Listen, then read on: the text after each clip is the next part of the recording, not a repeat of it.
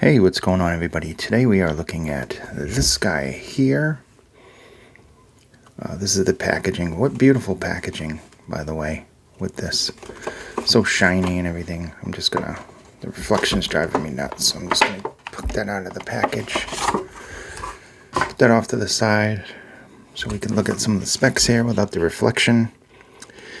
So, okay, we have a 3.5 millimeter plug. The driver is a planner, but it's an SPL driver. It's a completely different thing from a regular planner, and a balanceometer, so it is a hybrid.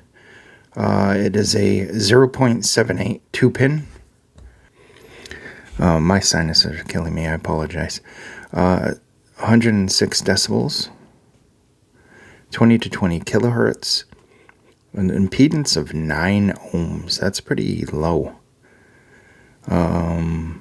And of course the cable length is 1.25 meters. Here's a look at the frequency response from Kinera. Very nice packaging. Of course you get the charm. I'll go over all of that. As a matter of fact, I'm going to grab it from over here. So you get this cool charm with it. There's the nine-tailed fox. Very pretty. Put that off to the side. Put it right there. There's the packaging. And of course, you get the IAM. There's a bunch of other things that come with it. We'll go over that in just a minute. You get three different size tips. This has the same design and it's engraved, and I'm not sure if you can even see that on the camera. Looking around the back, nozzle. What a nice looking filter there. Kind of like a flower motif filter. Interesting shape on these, but they are comfortable. It says Celeste there. This cable, by the way, is very nice. This reminds me of the Hodor and the Grammar cable. It's got that, typical braid that Kinera uses on some of their IAMs, or most of the ones that I've tried. With the exception of the Seed, the SIF, and the BD005 Pro. Most of their modern ones have this type of cable. It's a very nice cable, I gotta say. For a stock cable on a budget IAM, very nice cable indeed. I like it a lot. It's got a nice rubberized feel to it too as well. Flex is nice, it doesn't seem to tangle. So well done with that. Okay, so you get the IAM with the pretty artwork. You can also get it in all black. It should be noted that if you do come across the white one is made for the Asian market, so the white one would have shorter nozzles. So that in turn is that's gonna affect the fit, which affects the sound. So it's gonna sound a little different. It's definitely gonna fit a little different. So just keep that noted, that the black one, the nozzle is a little bit longer. So we got our IM, our nice cable organizer, the charm. Now this is nice. I'm not saying this isn't nice, but it's a little crowded if you're going to keep things in here like I am. I keep the other tips in here, which are right here. And there's also these black tips as well. And the cleaner, which got a little bent there. Fix it. So you get your little cleaner, which it's nice that they include that with this. So you get this nice pouch, and it's got a little design embossed on it, if you can see that. And this is metal, kind of like a coin purse idea. And it does fit the unit. Now, if I'm just going to have the unit in there like itself, it does fit it, but it is rather snug. So I would like to see like a case, something similar, maybe something like the area case, or something like Kinera used to give the brown cases. But this is really nice, and it feels really nice too in the hand. So it is a premium case. Just make sure you roll this up. Don't do it loosely like this, because you're gonna have a hard time doing that. Roll it up nice and tight, put it in there. It should fit in there just fine. Me, I like to keep the things with it that came with it in there as well, which kind of makes for that, except for the charm. Obviously, we're not going to stick that in there. I'm going to hang that up for decoration. So, let's see. On this, we use the Griffin, the Death on Ray, the Gold Bar for a little bit, DD Hi-Fi TC44, Tempotech V6. We used Tidal, Spotify, and the higher codes, FLAC, some really high-res MP3, DSD files, and basically the programs. The main programs that I use is Hibby and Foobar, but I've been trying out MusicBee and one on Linux, which I cannot remember what the name is.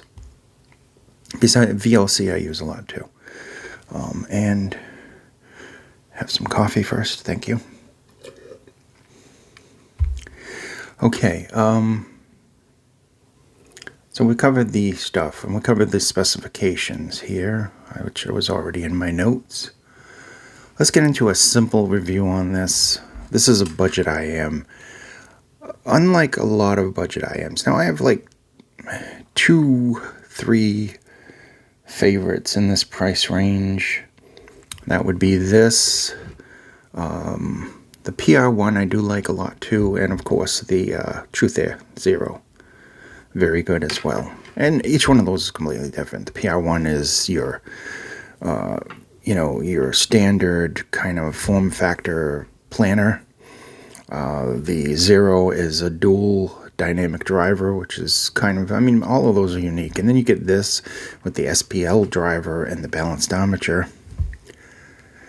So they're all different. And that's why I like them, because they're different in different ways. So saying one is better over the other, I can't, because they're completely different specs on these, different internals, and they have their strengths and their weaknesses. But I do like them. They're in the favorites bin. I never quite name an ultimate favorite. I just have like a bin, and I put a bunch of things into their favorites. And as time goes on, new stuff comes out, and they're replaced by new favorites. These are my new favorites. They knocked out a lot of ones. What did they knock out? The 10T2 Evo,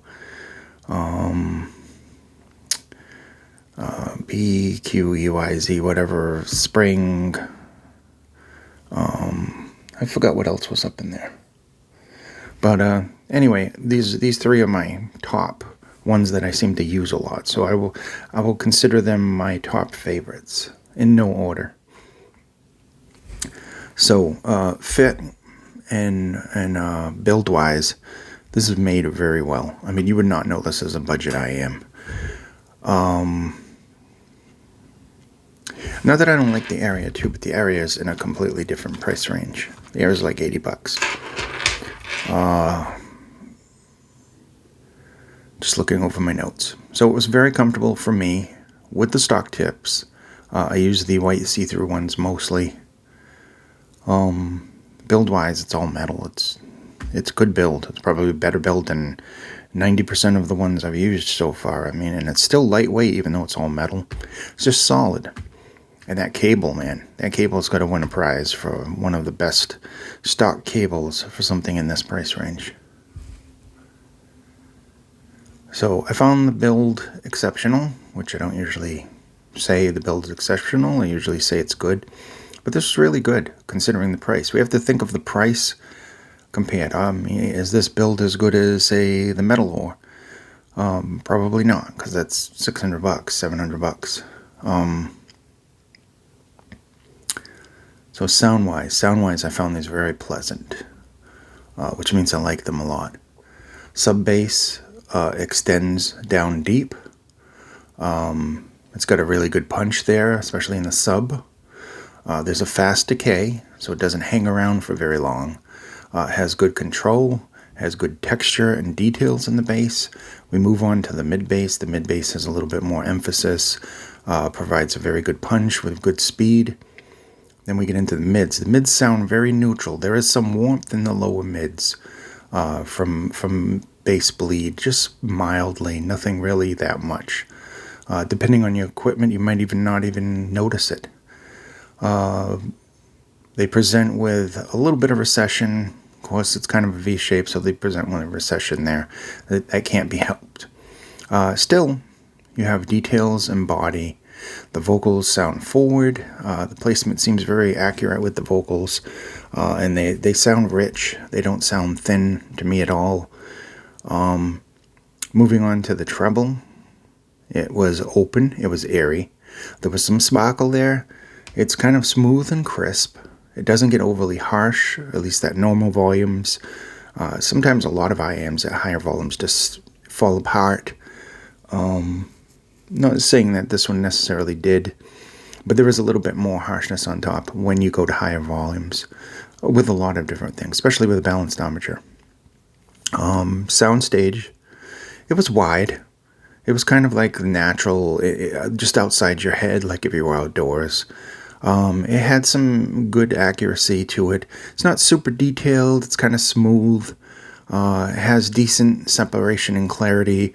It's definitely not a technical wizard there.